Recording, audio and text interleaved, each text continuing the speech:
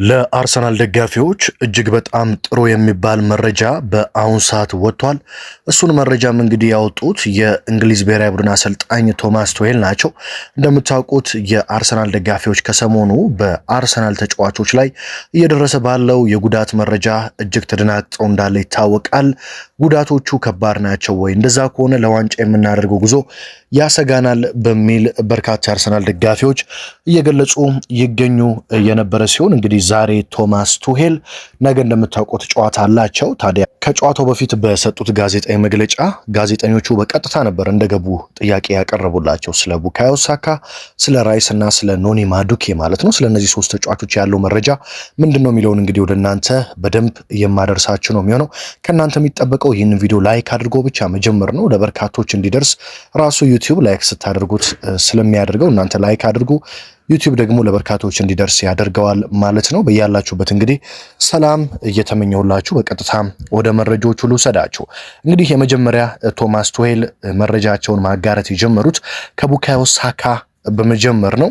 ቡካዮ ሳካ ለነገ የምናደርገው ጨዋታ ለመጫወት እጅግ በጣም ከፍተኛ ፍላጎት ነበረው፣ ካልተጫወትኩ እያለም ጭምር ነበረ። ነገር ግን እኛ ደግሞ ከነገው የጃፓን የወዳጅነት ጨዋታ በላይ የአንተ ጤንነት ያስፈልገናል በሚል ነው ወደ አርሰናል የመለስ ነው ሲሉ የተናገሩ ሲሆን እንግሊዝ ብሔራዊ ቡድን እንደምታውቁት ነገ የወዳጅነት ጨዋታውን ከጃፓን ብሔራዊ ቡድን ጋር ነው የሚያደርገው።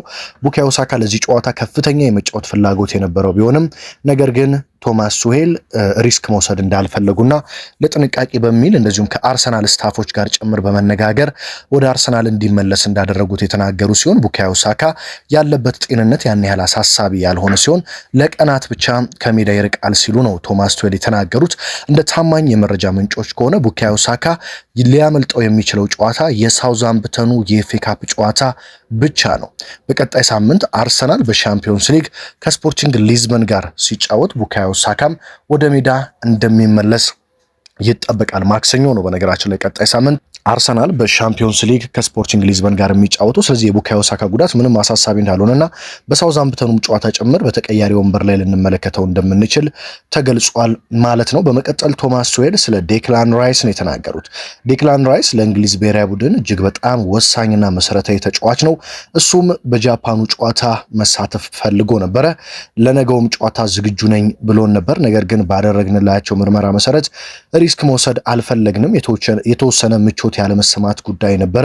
ስለዚህ ዴክላን ራይስንም ቡካዮ ሳካንም ወደ አርሰናል መልሰናቸዋል። የዴክላን ራይስ ጉዳትም ለጥቂት ቀናት ብቻ የሚያቆየው ነው ሲሉ አሰልጣኝ ቶማስ ቱሄል ተናግረዋል ማለት ነው። ዴክላን ራይስ በነገራችን ላይ የደረሰበት ጉዳት ምንም አይነት አሳሳቢ ጉዳት አይደለም። ለነገው የጃፓን ጨዋታ ጭምር ዝግጁ እንደነበረ ተናግሮ ነበር። ነገር ግን ቶማስ ቱሄል ሪስክ መውሰድ አልፈለጉም። ምክንያቱም የእንግሊዝ ብሔራዊ ቡድንም የአርሰናልም ወሳኝ ተጫዋች እንደሆነ ይታወቃል። ስለዚህ ከአርቴታ ጋር በተደረገው ንግግር መሰረት ወደ አርሰናል እንዲመለስ ተወስኖለታል ማለት ነው። በነገራችን ላይ ዴክላን ራይስ ለሳውዛምፕተኑ የቅዳሜው የኤፍኤ ካፕ ጨዋታ እንደዚሁም ደግሞ ለስፖርቲንግ ሊዝበኑ የሻምፒዮንስ ሊግ ጨዋታ ሙሉ በሙሉ ዝግጁ እንደሚሆን ይጠበቃል።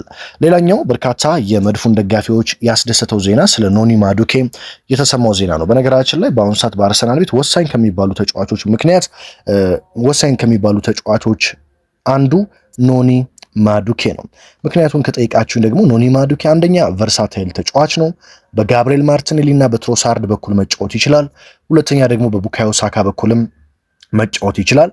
ያ ብቻ ሳይሆን ደግሞ ቡካዮ ሳካ ጥሩ በማይሆንባቸው ጨዋታዎች ጭምር ከተቀያሪ ወንበር በመነሳት ጥሩ እንቅስቃሴ በማድረግ ጨዋታዎችን ጭምር መቀየር የሚችል ተጫዋች ነው። ከዚህ በፊት በሻምፒዮንስ ሊግ አርሰናል ከባየር ሊቨርኩሰን ጋር በነበረው ጨዋታ ታስታውሳላችሁ። አርሰናል እጅግ በጣም ተቸግሮ ከዛም በኋላ ማዱኬ ተቀይሮ በመግባት መድፈኞቹ በደንብ እንዲያጠቁ የፍጹም ቅጣት ምት እንዲያገኙና ከጀርመን አንዳቸው ወጥተው እንዲመለሱ ምን ያህል ከፍተኛ አስተዋጽኦ እንዳደረገ፣ ስለዚህ የኖኒ ማዱኬ መኖር በጣም አስፈላጊ ነው። ታዲያም ይህ እንግሊዛዊው የአርሰናል የፊት መስመር ተጫዋች እንግሊዝ ከኡራጋይ ጋር ባደረገችው ጨዋታ ተቀይሮ ሲወጣ ጉዳቱ በጣም ከባድ ይመስል ነበረ።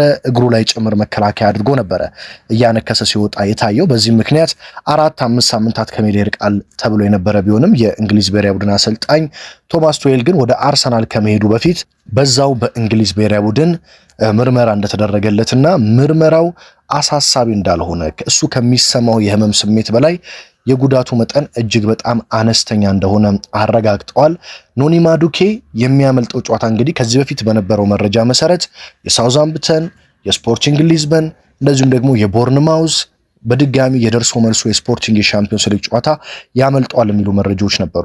ዛሬ ዘአትሌቲክስም አሰልጣኝ ቶማስ ቱሄልም እንዳረጋገጡት ኖኒ ማዱኬ ለቀናት ብቻ ከሜዳ የሚርቅ ሲሆን የሚያመልጠው ጨዋታም የሳውዛምፕተኑ የኤፍኤ ካፕ ጨዋታ ብቻ ነው። ኖኒ ማዱኬ ቀጣይ ሳምንት ማክሰኞ አርሰናል በሻምፒዮንስ ሊግ ከስፖርቲንግ ሊዝበን ጋር በሚያደርገው ጨዋታ ከተቀያሪ ወንበር ላይ ተነስቶ ጨዋታውን ማድረግ ይችላል። ለጨዋታው ዝግጁ የመሆን እድሉም እጅግ ሰፊ ነው። ስለዚህ ኖኒ ማዱኬ የሚያመልጠው አንድ ጨዋታ ብቻ ነው። ሙሉ በሙሉ አገግሞ ደግሞ አርሰናል ከቦርንማውዝ ጋር የሚያደርገው ወሳኝ የፕሪሚየር ሊግ በኤምሬትስ የሚደረገው ጨዋታ ላይ ወደ ሜዳ እንደሚመለስ ተረጋግጧል ማለት ነው። እንግዲህ እነዚህን መረጃዎች ስትሰሙ እጅግ በጣም እፎይታን የሚሰጥ እንደሆነ አስባለሁ። ምክንያቱም አሁን አርሰናል የቀረው 7 ጨዋታ ብቻ ነው ፕሪሚየር ሊጉን ለማሳካት። ስለዚህ በዚህ ሰዓት የትኛውም ተጫዋች ባይጎዳ የአርሰናል ተጫዋቾች ይመርጣሉ። ፕሪሚየር ሊጉን ብቻ ሳይሆን በሻምፒዮንስ ሊጉን በጥሩ ጉዞ ላይ ነው የሚገኙት። ስለዚህ ገና ረጅምና ጥሩ የውድድር ዓመት ለማሳለፍ ፍጻሜውን ለማሳመር የእነዚህ ተጫዋቾች ጉዳት ቀላል መሆኑ የመድፉን ደጋፊዎች እጅግ አስደስቷል ማለት ነው። ቶማስ ቱሄልም ለጥንቃቄ ሲባል ከአሰልጣኝ ሚኬል አርቴታ ጋር ተነጋግረው እነዚህ ተጫዋቾች ወደ ቡድናቸው እንዲመለሱ እንዳደረጉ አረጋግጠዋል ማለት ነው። ስለዚህ እስካሁን ድረስ ከባድ የሚባል ጉዳት የለም ማለት ነው ከኢብሪቺዜ ውጪ። የኢብሪቺዜ ነው ትንሽ ከበድ ያለ ጉዳትና እስከ ሲቲ ጨዋታ ድረስ ሊያቆየው የሚችለው እንጂ ሌሎች ተጫዋቾች በሙሉ በቶሎ የሚመለሱና ቢያመልጣቸውም የሚያመልጣቸው የኤፍኤ ካፑ የሳውዛምፕተን ጨዋታ ነው። በእርግጥ አርሰናል በኤፍኤ ካፑ ጨዋታ በመጀመሪያውንም ተቀያሪ ወንበር ተጫዋቾችን ነው የሚጠቀመው። እንደነ ኖርጋርድ፣ እንደነ ኬፓ፣ እንደነ ሉዊስ ስኬሊ ያሉ ተጫዋቾች ናቸው እድል የሚሰጣቸው። እነ ገብርኤል ጄሱስ፣ እነ ማርቲኔሊ፣ እንደነ ማክስ ዶማን የመሳሰሉ ተጫዋቾች ነው በዚህ ጨዋታ ላይ እድል ይሰጣቸዋል ተብሎ የሚጠበቀው ማለት ነው። ስለዚህ የሳውዛምፕተኑ ጨዋታ ብቻ አምልጧቸው በስፖርቲንግ ሊዝበኑ ከሜዳ ውጭ ነው የመጀመሪያው ጨዋታ እንደምታስታውሱት። ቀጣይ ማክሰኞ ምሽት 4 ሰዓት ላይ የሚደረገው ጨዋታ በስፖርቲንግ ሊዝበን በሊዝበን ስቴዲየም ነው። ስለዚህ ለዛ ጨዋታ የሚመለሱ ከሆነ ወሳኝ ተጫዋቾች ለአርሰናል እና ለአርቴታ ትልቅ እፎይታ ነው ብዬ አስባለሁ። በተለይ ደግሞ ከማንቸስተር ሲቲ ጋር ለሚኖረው የፕሪሚየር ሊግ ፍጥጫ የነዚህ 3 በተለይ ደግሞ የሁለቱ የቡካዮ ሳካ እና የዴክላን ራይስ ጉዳት ቀላል መሆኑ ከፍተኛ ጥቅም ይሰጣል። ዴክላን ራይስ በአሁኑ ሰዓት እንግዲህ የአርሰናል የልብ ምት እንደሆነ የሚታወቅ ነው። የሱ ጉዳት ቀላል መሆኑ በጣም ትልቅ እፎይታን የሚሰጥ ነው። ምክንያቱም ዴክላን ራይስ በአሁኑ ሰዓት በአርሰናል ቤት ለእኔ የማይተካ ለመተካት እጅግ የሚከብደው ተጫዋች ብላችሁ ብትጠይቁ ልላችሁ የምችለው ዴክላን ራይስን ነው። ስለዚህ ዴክላን ራይስ የጉዳቱ ዜና ቀላል መሆኑና ለቀጣይ ሳምንት ዝግጁ ሆኖ መመለሱ ለመድፉ ከፍተኛ ጥንካሬን ይሰጣል ብዬ አስባለሁ። ስለዚህ እስካሁንና ዛሬ ወጡ ወሳኝ ሰበር የጉዳት መረጃዎችን ይመስላሉ። በቀጣይ ደግሞ ስለነ ዊሊያም ሳሊባ፣ ስለነ ጋብሪኤል ማጋሌሽ እንደዚሁም ስለ ሊያንድሮ ትሮሳርድ እና ፔሮ ሂንካፔን የመሳሰሉ ተጫዋቾች ጉዳት የሚወጡ ወሳኝ መረጃዎች ካሉ እነሱም ተከታትዬ ወደ እናንተ የማደርስ ይሆናል ማለት ነው። እንግዲህ በአሁኑ ሰዓት በሀገራቸው እየተጫወቱ የሚገኙት 2 ተጫዋቾች ብቻ ናቸው ከአርሰናል ከዋናው ቋሚ ቡድኖች ማለት ነው። አንደኛው ሪካርዶ ካላፊዮሪ ነው በጣሊያን ብሔራዊ ቡድን እንግዲህ ግልጋሎቱን በመስጠት ነገ ምሽት 3:45 ላይ ከቦስኒያ ኤንድ ሄርዞጎቪና ጋር ጣሊያን ጨዋታውን ታደርጋለች ወደ ዓለም ዋንጫ ለማለፍ የመጨረሻ ጨዋታዋን ማለት ነው። በዛ ጨዋታ ላይ ሪካርዶ ካላፊዮሪ ቋሚ ሆኖ ይሰለፋል ተብሎ ነው የሚጠበቀው። ያንን ጨዋታ አሸንፎ በመምጣት እንግዲህ ጣሊያንን ወደ ቀጣይ ዙር ወደ ዓለም ዋንጫ በማሳለፍ ይመለሳል ተብሎ የሚጠበቅ ሲሆን ሌላኛው ደግሞ በስዊድን የሚገኘው ቪክተር ዮኮሬሽ ነው። በነገራችን ላይ ነገም እነሱ በተመሳሳይ ሰዓት ምሽት 3:45 ላይ ከፖላንድ ጋር ነው ጨዋታቸውን የሚያደርጉት ወደ ዓለም ዋንጫ ለማለፍ የመጨረሻ የፍጻሜ ጨዋታ ነው። ይህንን ጨዋታ ማሸንፎ ቪክተር ዮኮሬሽ ሀገሩን ወደ ዓለም ዋንጫ አሳልፎ ወደ አርሰናል ቢመለስ ጥሩ ነው ተብሎ ይታሰባል። እንደምታውቁት ባለፈው ጨዋታ ስዊድናዊው ቪክተር ዮኮሬሽ 3 ግቦችን በማስቆጠር ሃትሪክ መስራቱ የሚታወቅ ነው። በነገውም ጨዋታ ግን ማስቆጠር የሚችልና ሀገሩን ደግሞ ወደ ዓለም ዋንጫ አሳልፎ መምጣት የሚችል ከሆነ በአርሰናል ቤት በቀጣዮቹ 2 ወራትም ምርጥ ጊዜያትን ለማሳለፍ ከፍተኛ ጥንካሬ ይሰጠዋል ተብሎ ይጠበቃል። ለሪካርዶ ካላፊዮሪም ጣሊያንን ወደ ዓለም ዋንጫ ከረጅም ዓመታት በኋላ አሳልፎ የሚመለስ ከሆነ ከፍተኛ የስነ ልቦና መነቃቃት ይሰጠዋል ተብሎ ይጠበቃል ማለት ነው። እንግዲህ የዕለቱ ስፖርታዊ መረጃዎች እነዚህ ናቸው። እንግዲህ አርሰናል በ3 ዋንጫዎች እየተፎካከረ ይገኛል። በፕሪሚየር ሊግ፣ በኤፍኤ ካፕ እና በሻምፒዮንስ ሊግ።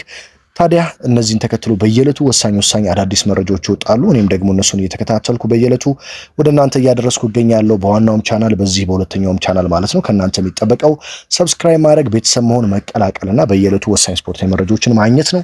በሌላ መረጃ በሌላ ወሳኝ ጥንቅር እስከምንገናኝ በያላችሁበት ሰላም ተመኘሁላችሁ።